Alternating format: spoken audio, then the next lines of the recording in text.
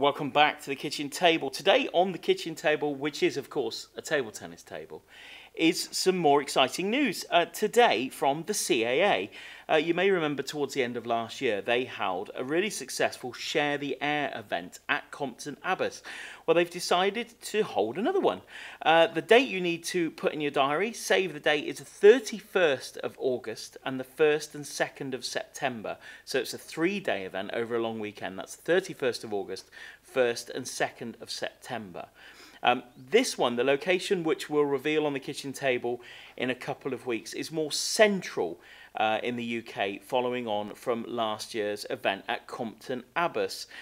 Things to look forward to: there will be demos in a netted area, and also, I think this is a first, the CAA drone team. That is the people that sign off the permission for commercial operation. The team that do that, there will be members of that team at this event. So ideally, get it in your diary right now. It's the 31st of August, the 1st and 2nd of September. It's more of a central UK location, so good for everybody to come down from the north or come up from the south.